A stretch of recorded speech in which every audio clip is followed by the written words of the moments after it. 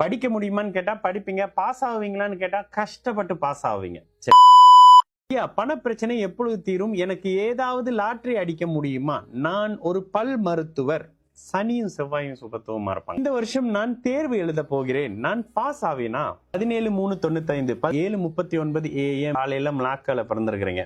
உத்திரம் நட்சத்திரம்.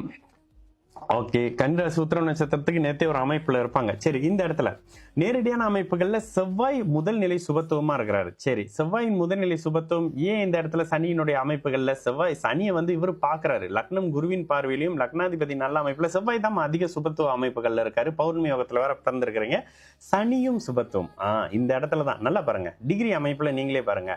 அப்பதான் வளர்பிறை சந்திரனாகி நல்ல பங்குனி உத்திரம் அந்த அமைப்பு. இதுல என்ன, சிம்ம வீட்டுல இருந்து 1 டிகிரி இறங்கி இருக்கிறாரு. கிட்டத்தட்ட ஒரு 8-9 டிகிரியில செவ்வாய் சனி அதிக சுபத்துவமா இருக்கக்கூடிய அமைப்பு. இதுல என்ன தெரியுமாமா, படிப்பீங்களா? கண்டிப்பா படிப்பீங்க. ஏங்க, கன்னி வீடு வலுத்தாலே படிக்கலாம். இப்ப நீங்க என்ன கேக்குறீங்க, லாட்டரியில கிடைக்குமா? லாட்டரிக்கு நான் தசாபுக்தியை தான் பார்க்கணும். தசாபுக்தியில இப்போ உங்களுக்கு ராகுதசை நடந்துகிட்டு இருக்கு. ராகுதசையில புதன் புக்தி மிளாக்கால இருந்து உங்களை வெளியில கொண்டுட்டு போறதுக்கான சில விஷயங்களை பண்ணிக்கிட்டு இருக்கோம்.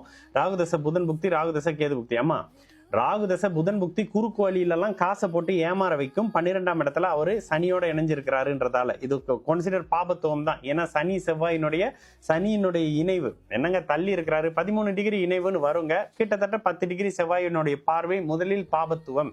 இந்த பாபத்துவம் திருமணம் சார்ந்த அமைப்புகள் இந்த மாதிரி விஷயத்தெல்லாம் செயல்படும். இப்பொழுதுக்கு திருமணம் வேணாம், இன்வெஸ்ட்மெண்ட் வேணாம், எதுவுமே வேணாம். ஏன்னா அஷ்டம சனி செயல்படக்கூடிய அமைப்பு.